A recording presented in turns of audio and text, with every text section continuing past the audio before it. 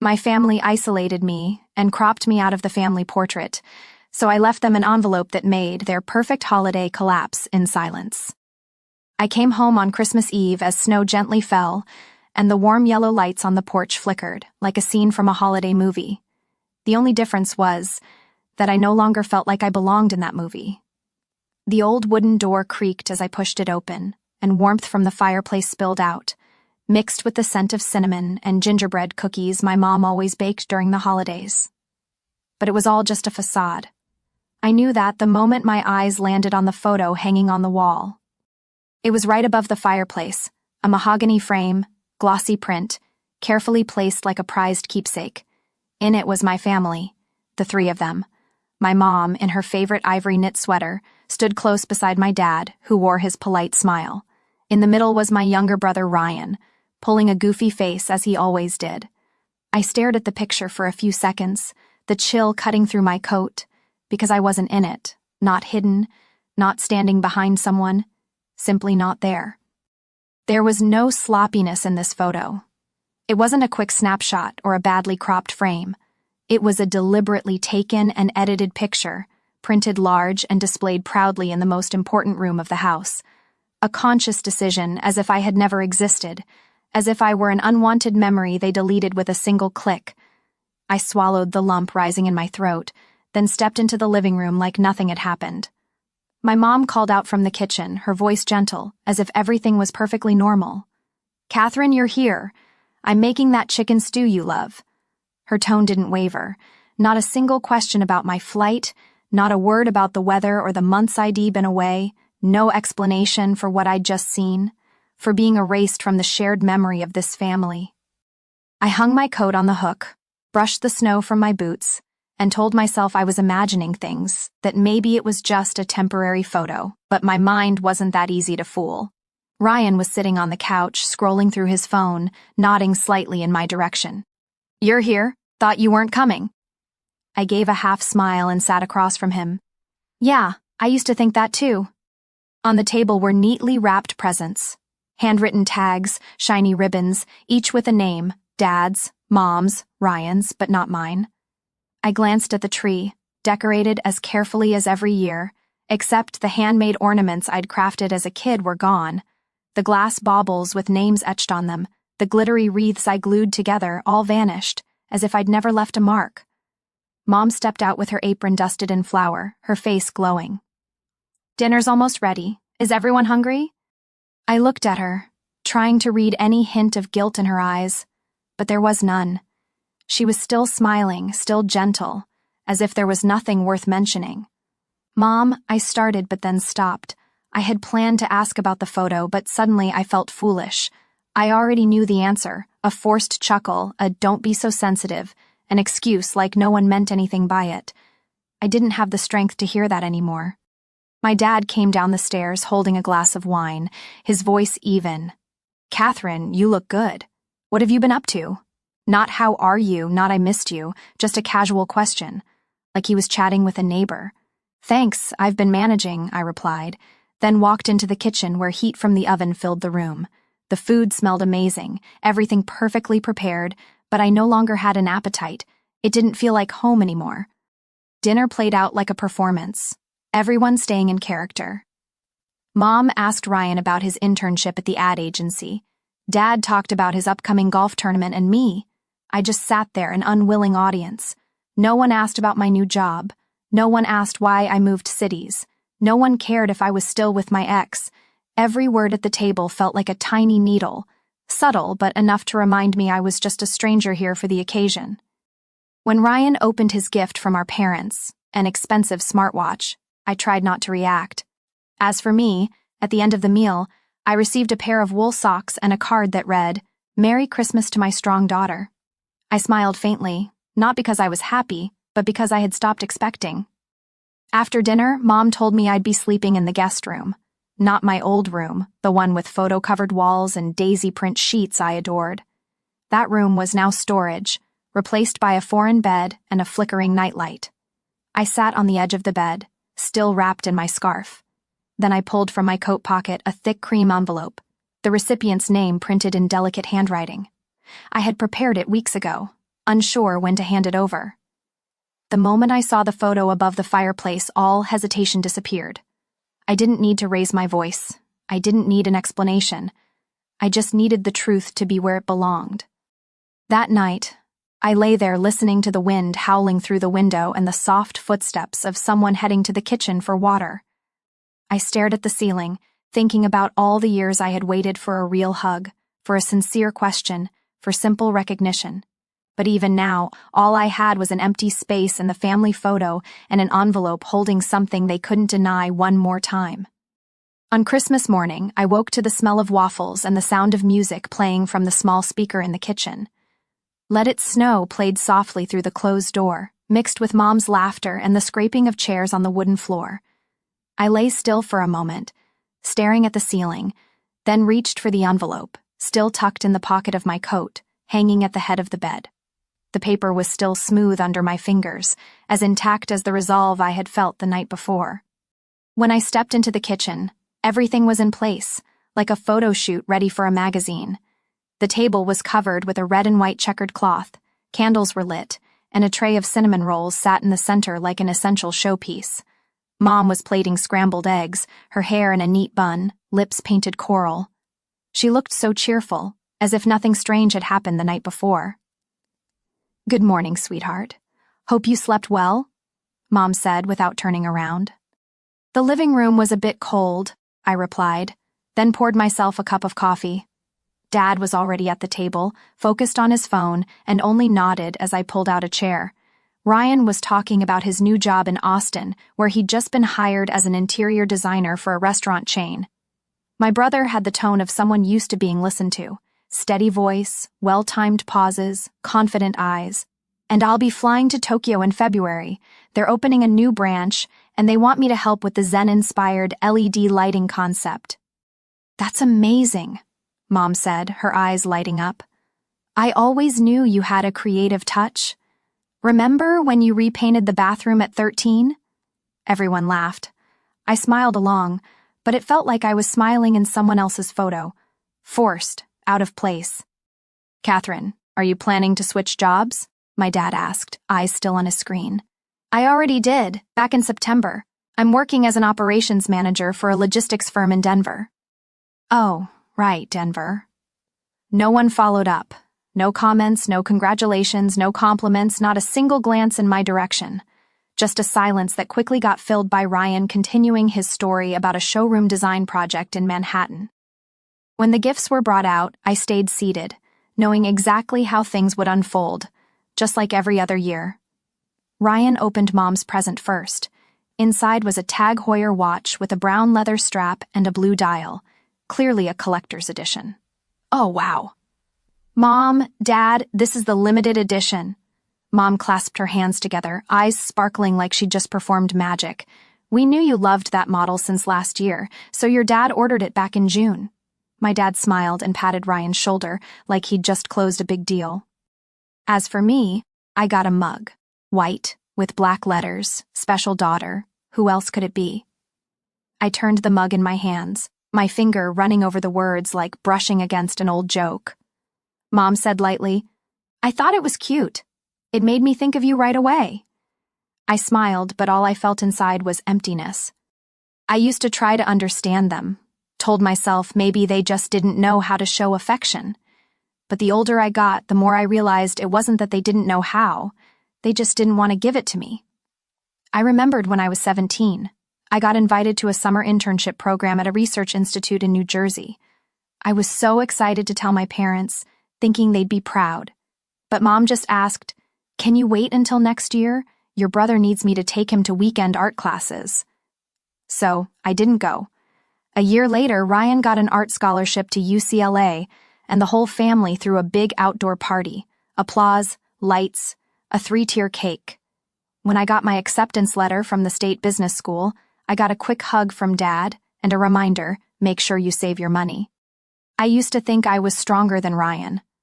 I got by on part-time jobs, from working at supermarket counters to handing out flyers at fairs. Once, I couldn't afford a textbook, so I handwrote all the lecture notes on loose paper and took photos of the library copy with my old phone. I never blamed anyone for it. I just wished someone had asked, "Do you need help?" When I got sick in my final year of college, had a high fever for 3 days, barely strong enough to get medicine, I called Mom. She answered, said she was at Ryan's art exhibit, and asked if I could wait until the weekend. I hung up, and for the first time I felt both empty and oddly free inside. That's when I began learning to live without them, without encouragement, without gifts, without recognition. But knowing is one thing, living with it is another. Watching Ryan beam over his new watch, I wasn't angry at him. I just saw more clearly where I stood. Always on the edge, just enough not to be forgotten entirely, but never enough to be fully kept. Breakfast ended with laughter. I washed my mug, placed it upside down on the drying rack, then quietly grabbed my coat from the living room. The envelope was still in the pocket. I planned to hold on to it until noon, after all the gifts had been opened, after everyone finished playing their roles. But something in me had shifted. The photo above the fireplace, the expensive watch, the mug with its loaded message, it all piled up, pushing me toward a limit I had touched too many times before. I pulled out the envelope and placed it on the table next to a bowl of untouched strawberries. No one noticed. I sat back, waiting for the moment when everything would change, not because I caused a scene, but because, for the first time, I was making them face the truth. I'll never forget that day. A crisp September morning, slightly chilly, when I stopped by the Fremont County Administrative Office just to request a copy of my residency certificate for a new job application. It was a simple, routine errand, nothing special, but I never expected that one document would open a door that had been locked tight for nearly a decade. The receptionist, a middle-aged woman with graying hair and reading glasses on a chain, looked at her screen, then tilted her head and asked me, "You're Catherine Moore, born July 18th, 1992, correct?" I nodded. "So, you're still listed as the property owner at 2185 Brookfield Street?" I froze. "Sorry, what?" 2185 Brookfield, the triplex near Creekside Park, she said in a steady tone, like she was reading off a daily list. "That property's been under your name since 2016, transferred from Mr. Edward Moore." Edward Moore was my grandfather. He passed away 8 years ago. I thanked her and left the counter, feeling like someone had just spoken to me in a foreign language. I didn't own a house. I had never been notified of any inheritance. No one had ever mentioned my grandfather leaving anything to me. For the entire week after, I lived like a ghost. I went to work, smiled, laughed as usual, but at night, I started digging, searching public records, emailing the property archive office, and hiring a lawyer to help comb through any legal documents tied to Edward Moore. Layer by layer, the truth came out. My grandfather had left behind a legally notarized will, clear and binding, in which he wrote, "I leave full ownership of the property at 2185 Brookfield Street to my granddaughter Catherine Moore. No conditions, no intermediaries." But I had never seen that will because right after he passed, my father, Robert Moore, handled all the paperwork for the family. He told me my grandfather left a small amount of cash for funeral expenses and a few keepsakes he wanted us to hold on to. I never questioned it. It wasn't until I reviewed the tax records that I realized my parents' names kept appearing in income reports from renting out the 3 units in that house. They had been quietly collecting rent, renovating, even raising prices for 7 years, operating as property managers without any legal right. Meanwhile, I, the sole legal heir, had been completely shut out. I remember sitting for hours in front of my computer, hands trembling as I read each detail. While I was borrowing money to pay for dorm fees, eating cold sandwiches to save for the next semester, my parents were using property in my name to fund Ryan's private university tuition, throw outdoor birthday parties, and take spring vacations to Florida. Once the initial shock wore off, I felt strangely calm. No more sudden anger like all the times I'd been overlooked before, just a cold, steady clarity. I knew what I needed to do. I hired a lawyer to prepare a full set of documents, certified copies of the will, evidence from property records, bank statements, and letters from the rental office. A nearly 1-inch thick file neatly sealed in a cream envelope stamped with a red legal seal. I'd kept it in my coat pocket since early December, carrying it around like it was the only thing holding me together through these artificial family dinners. I wasn't planning to explode. I didn't need a dramatic confrontation in the living room. I just wanted them to know that I knew, that this time, I wasn't the compliant daughter waiting patiently for an explanation that would never come. I remembered the last time I mentioned Grandpa. It was on my 25th birthday when I quietly brought cake to his grave and sat there for hours telling him about my job and how I'd moved to Portland. When I told Mom about it, she just nodded and said Ryan was also thinking about moving there because the street art scene in Portland really suits his energy. Not a single word about the fact that I'd been living there for 2 years. Funny thing is, I'd forgotten about that house too. Grandpa used to say he'd renovate it after retirement, turn it into a place where lonely seniors could rent at a fair price. I thought he had sold it long ago. I never asked again because I wasn't used to expecting anything from this family. Now I understand. Some things you don't need to ask for because they were yours all along. On Christmas night, I placed the envelope on the dining table amid torn wrapping paper and half-finished wine glasses. No one noticed. No one asked. They were too busy chatting, tossing hollow praise at Ryan and his plans to open his own gallery. I sat there silently, my hand resting on the rim of that special daughter mug, and this time, I truly believed the words. I was special because I was the only one in that room who carried the truth, and I was about to make them taste it. Every line, every word, no accusations, no tears, just black and white facts and a Christmas smile. I was ready. I sat quietly at the corner of the table, sipping lukewarm coffee from the mug that read, "Special Daughter." Around me, Christmas carried on exactly as scripted. Mom added more cookies to a plate. Dad played soft classical music from the Bluetooth speaker, and Ryan laughed loudly as he unwrapped another present, a pair of next-gen noise-canceling headphones, the same model he'd mentioned during an interview. The cream-colored envelope still lay untouched on the table, surrounded by wrapping paper, red ribbons, and crumbs. No one noticed it, at least not until my mom picked it up with a curious look. "What's this?" she asked, her voice still light, as if she were asking about dessert. I looked up, completely unfazed. "From me." My dad raised an eyebrow, pausing mid-tie on the last bough of Ryan's gift. "You didn't have to get us anything. Just having you here is enough." I set my mug down and said evenly, "I know, but this time I wanted to." The air paused for just a beat, just enough for me to feel that everything was about to shift. My mom sat down, turned the envelope over in her hands, and looked to my dad as if waiting for a signal. He gave a small nod, and she began to open it. The rustling paper echoed in a room that was already too quiet. My dad leaned over her shoulder to read along. Ryan was still organizing wrapping paper, but I knew his eyes were about to shift. About 20 seconds passed. I hadn't taken my eyes off my parents. My mom's face began to lose color gradually, and my dad furrowed his brow, sweat beginning to form at the tip of his nose. "What is this?" my mom asked, her voice lower. Now, the lightness was gone. I answered slowly and clearly, like reading a line from a contract. "That's a copy of Grandpa's will. It states clearly that he left the house on Brookfield Street to me directly, without conditions or intermediaries." My mom blinked rapidly, and my dad placed the papers down, as if they'd burned his hands. Ryan looked up, confused. "Wait, what house?" I turned to Ryan, calm as ever. "The house you used for your creative lifestyle photo shoot in last fall's campaign." Ryan's face hardened. "You mean, yes?" I cut in. "That house was a gift from Grandpa to me. But for the past 7 years, Mom and Dad have been secretly renting it out, collecting money, and treating it like their own." My dad shot up from his chair, the legs screeching against the floor. "Catherine, it's not what you think." I didn't respond. I simply pulled out a confirmation letter from the property registry and a letter from the attorney, placing them on the table. "It's all here, title transfer records, rental income statements, bank records, everything's clear. I didn't come here to argue, I came to inform."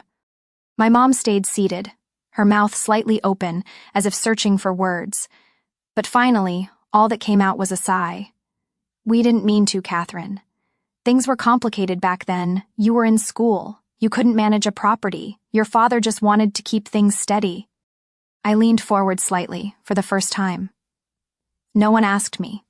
No one told me. No one let me decide what to do with my own inheritance, and all that time I was borrowing money, eating instant noodles, juggling 3 jobs just to stay afloat while you used my money to vacation in Palm Springs. My dad raised a hand, trying to calm things down. You were always strong. You didn't need... It's that kind of thinking that left me behind, I said, my voice low. Being strong doesn't mean being used. Not needing help doesn't mean I deserved to be forgotten. Ryan stood up, hands on his hips. Oh, I didn't know anything about this. You didn't need to, I replied. You just got to enjoy it. Silence flooded the room like a thick wave. My mom looked up, eyes glassy but dry. So, what are you going to do? I already did.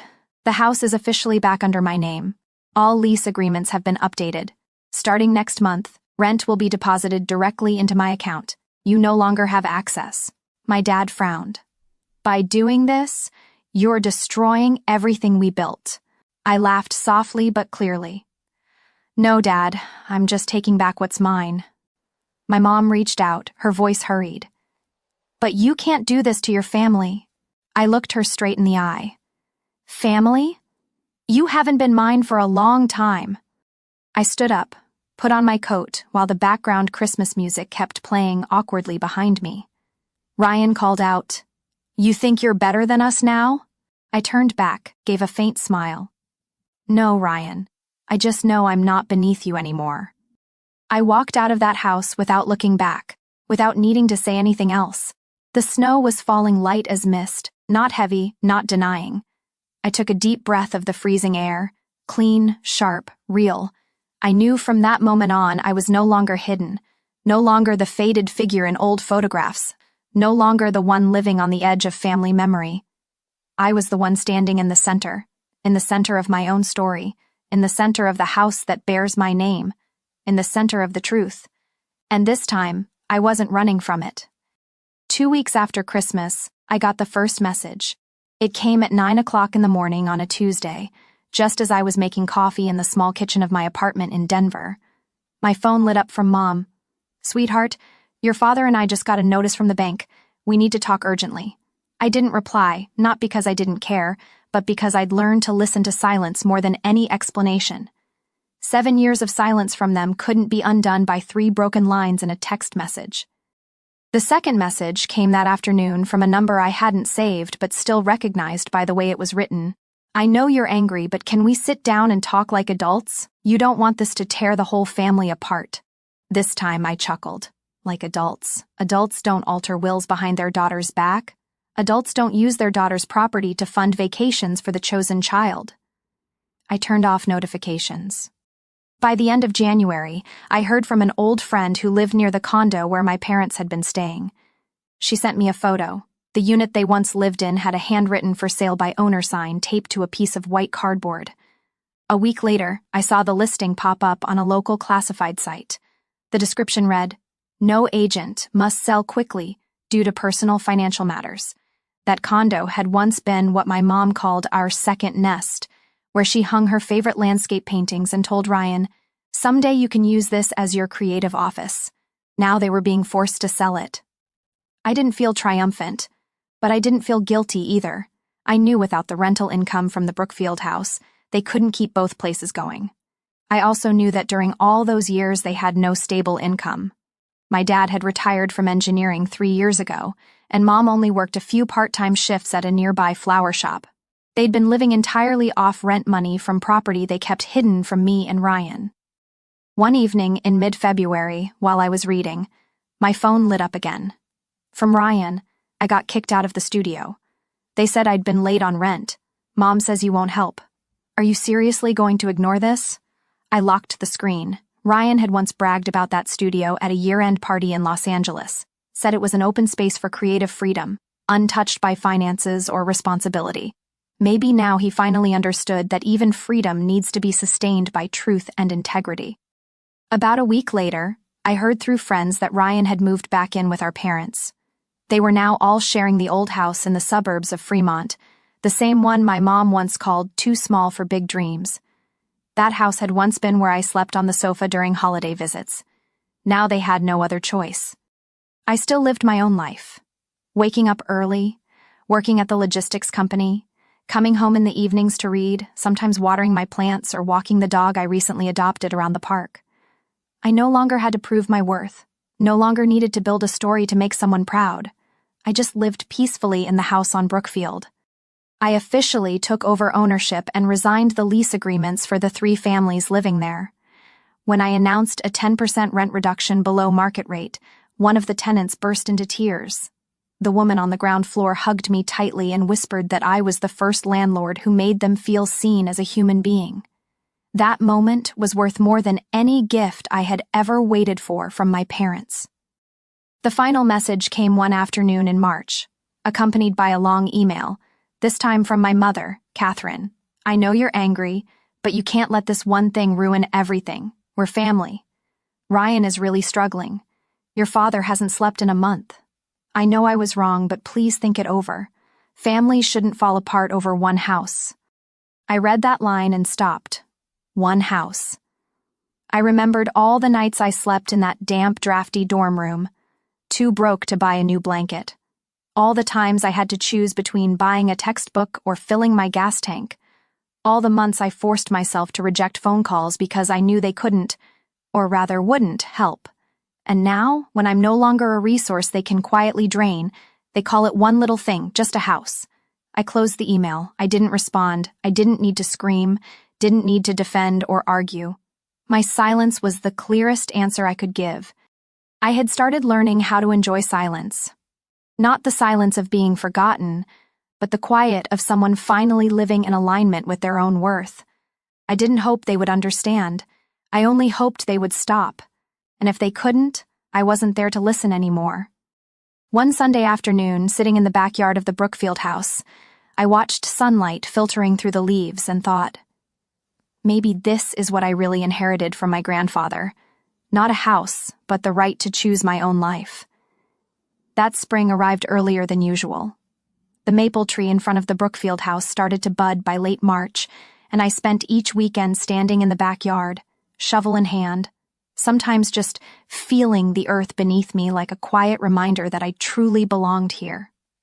I hired a local crew to repair the roof, replace the rotted wooden window frames, and repaint the white fence that framed the small front yard.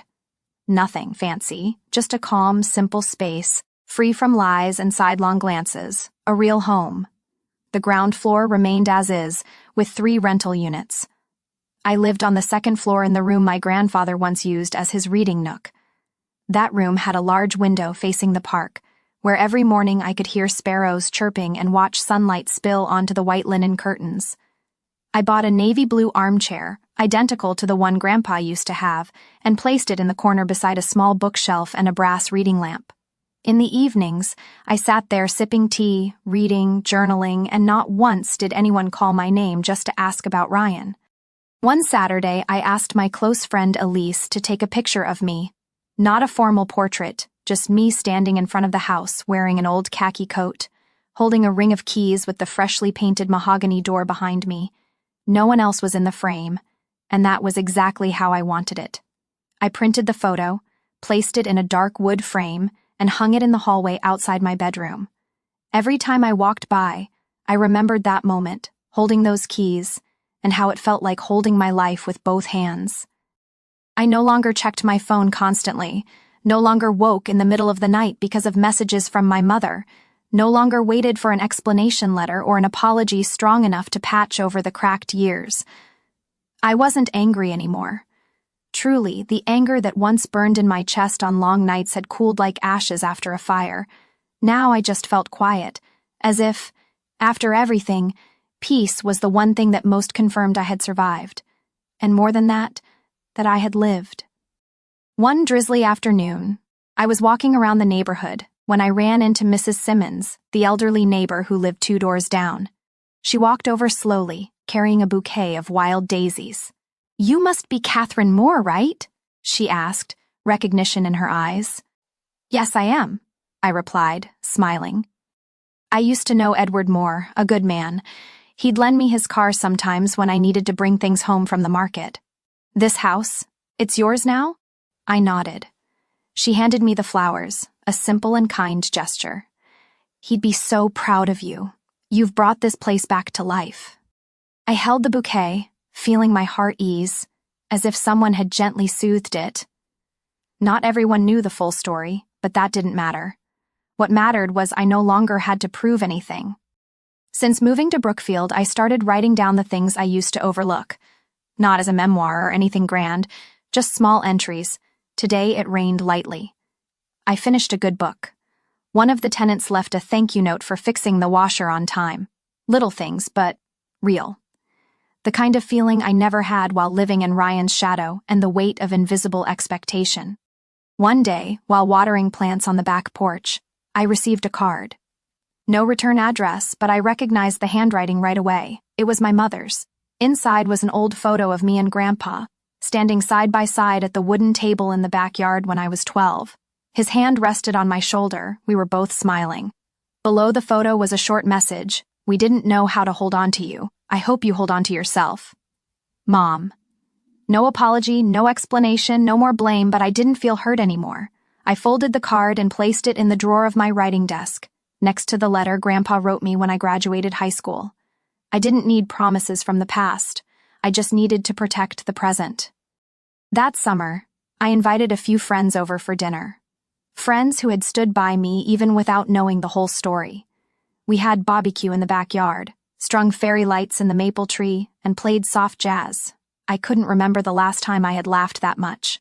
One of them, Marcus, a photographer, pointed to the house and said, "This place has really good energy, not like fancy home goods, but the kind that makes you want to stay." I nodded, my eyes drifting toward the porch where the lights shimmered against fresh green leaves. Because it doesn't ask anyone to pretend. I was no longer the child sitting at the edge of the table, hoping someone would ask, "Are you okay?" I was no longer the girl staring silently at a family photo, missing one face. Now I was the only one in the frame, and I was enough. No explanations needed, no forgiveness required, no need to be remembered by those who once tried to erase me from their story. Because, in the end, I rewrote mine, line by line, with truth, with resilience, and with an unconditional love I gave to myself. I am Catherine Moore, and for the first time in my life, I don't need to remind anyone of that. From my own story, I've realized that sometimes the strongest thing we can do is walk away from places that no longer love us, not to get even, but to reclaim our worth. I no longer wait for validation from those who forgot me. Instead, I've learned to live truthfully, rebuild from the pieces, and turn them into something steady. In this life, even if no one gives me what I deserve, I can still give it to myself. Catherine's story is a powerful testament to self-discovery, resilience, and the courage to reclaim one's worth in the face of betrayal and neglect. Her journey from being sidelined by her family to asserting her rightful place as the owner of her grandfather's legacy is both heartbreaking and inspiring. The emotional weight of being erased from her family's narrative, symbolized by the missing photo, the generic gifts, and the lack of acknowledgement, highlights the pain of being unseen by those who should love you most. Yet her response is not driven by vengeance, but by a quiet, resolute strength to stand in her truth. Catherine's approach to uncovering and addressing the hidden inheritance was methodical and grounded in facts, which made her confrontation with her family all the more impactful. By presenting the legal documents calmly, she forced them to face their actions without resorting to emotional outbursts, which might have diluted her message. Her decision to take back control of the Brookfield house and live in it, creating a space of authenticity and peace, reflects her growth into someone who no longer seeks validation from those who failed her. If I were in Catherine's shoes, I might have been tempted to confront my family earlier, perhaps as soon as I discovered the truth about the inheritance. The urge to demand answers immediately could have been strong, especially given the years of emotional neglect. However, I admire Catherine's restraint. She gathered undeniable evidence and chose a moment Christmas night when the contrast between her family's facade and her reality was stark, making her revelation more powerful.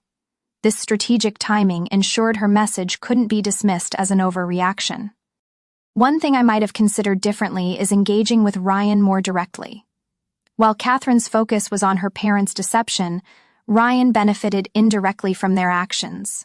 I might have had a private conversation with him to clarify that my issue was with our parents' choices, not him personally, to avoid further fracturing sibling ties. However, given Ryan's apparent complicity in enjoying the benefits without questioning them, Catherine's decision to address the family as a whole feels justified. Additionally, I might have responded to at least one of the post-Christmas messages from her family, not to reconcile immediately, but to set clear boundaries and reinforce that their actions had consequences. A single, firm message could have underscored her resolve while leaving the door slightly open for future healing, if they ever showed genuine accountability. That said, Catherine's choice to embrace silence as her response was powerful in its own right, signaling that she no longer needed their acknowledgement to move forward.